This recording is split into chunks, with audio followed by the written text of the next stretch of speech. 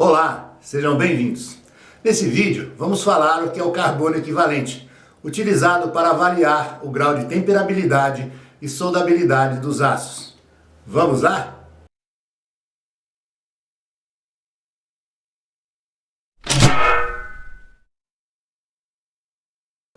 Esse vídeo foi motivado pela atual confusão que se tem feito com o conceito de carbono equivalente, que é usado no setor metalúrgico e também no setor ambiental, referente aos créditos de carbono gerado pelas empresas que implantam ou mitigam ações de não emissões de gases do efeito estufa. Os dois conceitos são totalmente diferentes, e aqui vamos falar somente do carbono equivalente no aço, muito importante para determinar uma boa soldabilidade. O carbono equivalente é uma ferramenta útil para a avaliação da tendência da região soldada em gerar trincas induzidas pelo hidrogênio, trincas a frio, na região da zona termicamente afetada, ZTA, vizinha à linha de fusão, zona de grãos grosseiros. Veja nesta figura. O carbono equivalente na metalurgia se refere a um coeficiente determinado por uma fórmula que define o valor de influência para cada elemento químico da composição química do aço, na sua dureza e temperabilidade. É importante ter o certificado de composição química do aço, que vai ser soldado, para obter os valores exatos da composição química e substituir na fórmula. Como sabemos, o elemento mais importante para a dureza do aço é o carbono. Por isso, a fórmula atribui valores aos elementos como se fosse carbono.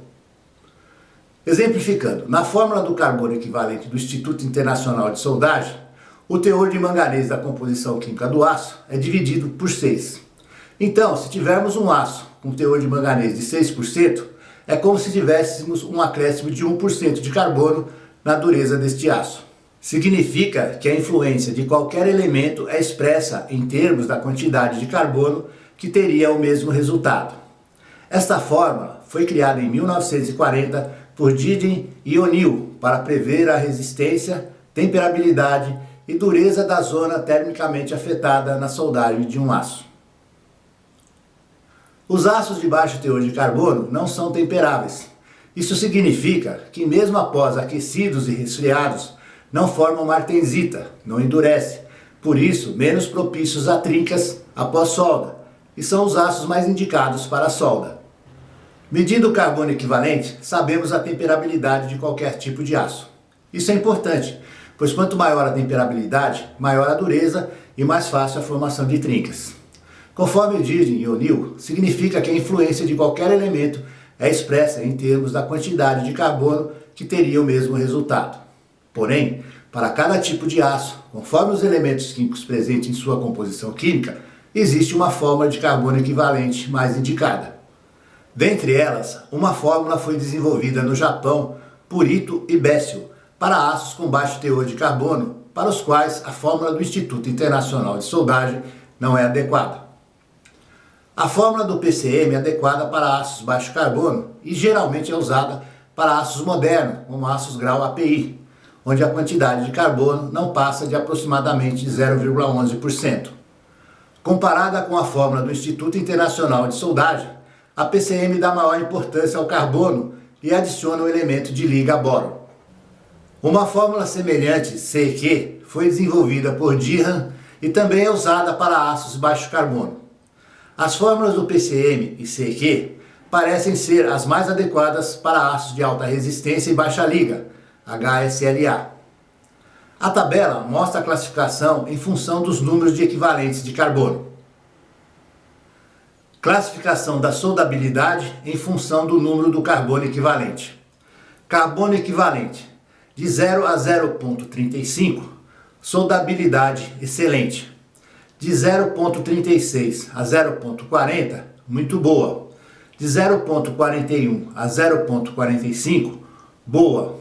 De 0,46 a 0,50, razoável. Maior que 0,50, soldabilidade pobre.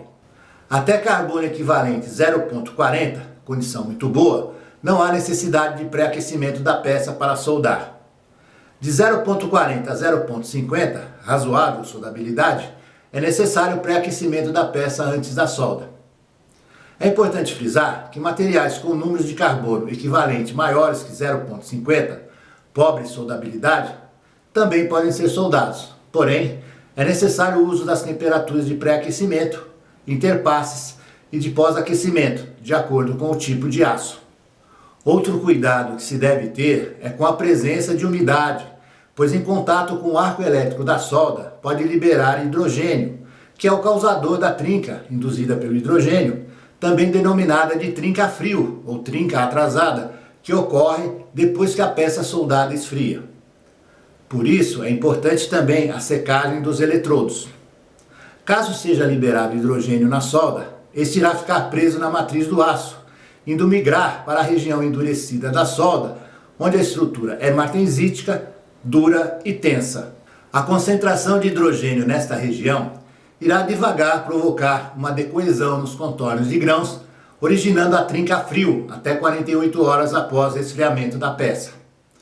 Para facilitar a saída do hidrogênio sem trincar a peça soldada, devemos manter a peça aquecida a 200 graus por algumas horas, de acordo com o volume da peça.